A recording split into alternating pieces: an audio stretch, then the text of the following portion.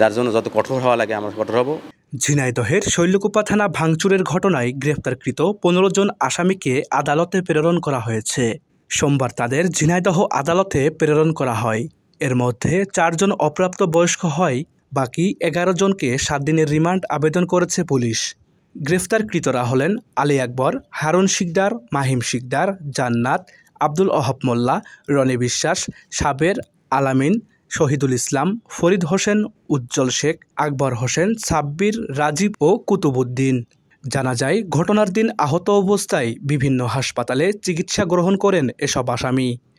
ঝিনাইদহ জেলা গোয়েন্দা শাখার অফিসার ইনচার্জ মোহাম্মদ জুয়েল ইসলাম জানান, এ ঘটনার সাথে জড়িত তাৎক্ষণিক ১৫ জনকে গ্রেফতার করা হয়েছে। এর পেছনে মূল হোতা ও ইন্ধনদাতা কারা সেটি জানতে প্রাপ্তবয়স্ক ১১ জনের রিমান্ড আবেদন করা হয়েছে। এছাড়াও বাকি আসামিদের ধরতে পুলিশ তৎপর রয়েছে বলেও জানান তিনি। একটা মামলার আসামি ছিল এটা মোস্তাফিজুর, তাকে থানা থেকে তারা ছাড়িয়ে নেওয়ার জন্য কিছু উশৃঙ্খল লোক, প্রায় ৪-৫০০ লোক, তারা থানাকে আক্রমণ করে, থানা বিভিন্ন ধরনের ক্ষয়ক্ষতি করে, পুলিশ অ্যাসল্ট হয় এবং এক্ষেত্রে অনেক ক্ষয়ক্ষতি আমাদের সরকারি যানমালের এবং সম্পত্তির। তাদেরকে আমরা ১৫ জনকে গ্রেপ্তার করেছি। এর মধ্যে ৪ জন আন্ডার এজ আছে, তারা সরাসরি জড়িত ছিল ঘটনার সাথে। বাদ বাকি যে ১১ জন, এই ১১ জনকে আমরা তদন্তের স্বার্থে আমরা ৭ দিনের রিমান্ডের জন্য আবেদন করছি।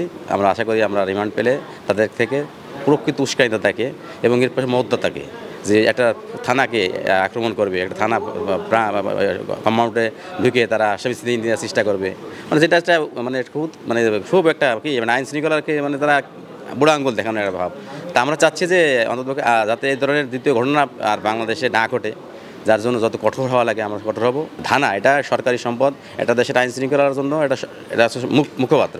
আর সেখানে যদি তারা একটা জাহান্নামী আসামি, তার নামে আপনার বিভিন্ন ধরনের ধারা আছে নন বেলেবল, তারে ছিনিয়ে নেওয়ার জন্য অপতৎপরতা চালানো, যেটা সব কোনো দিনে কোনো আইনে কভার করে না।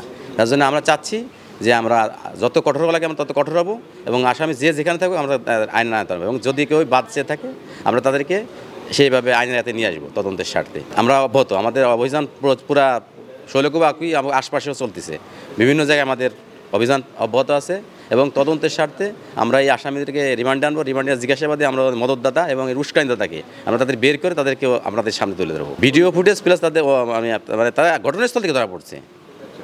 আপনারা জানেন বিভিন্ন ধরনের চিকিৎসা নিয়েছিল, তারা আহত হয়ে যায়, তার মানে ঘটনাস্থল না থাকলে আহত হবে কীভাবে? তারাও তো আহত হয়েছে। তা যাই হোক, আমরা তাদেরকে ঘটনার সংক্রান্ত তাদেরকে সংশ্লিষ্টতা একবার পুরোপুরি পেয়েছি আমরা, এই জন্য তাদের কাছে আমরা কোনো অন্য ধরনের কোনো ইস্যু নেই। তারা আমাদের অন্য কোনো উদ্দেশ্য না, আমাদের যারা তদন্তে আসবে এবং যারা ওই ঘটনার সাথে জড়িত আমরা তাদেরকে অ্যারেস্ট করছি এবং তাদেরকে আমরা অ্যারেস্ট করবো। এর আগে শৈলকুপা থানা ভাঙচুরের ঘটনায় থানার ডিউটি অফিসার এসআই লালটুর রহমান বাদী হয়ে ১১৫ জন সহ অজ্ঞাতনামা ৫০০ লোকের নামে শৈলকুপা থানায় একটি মামলা করে।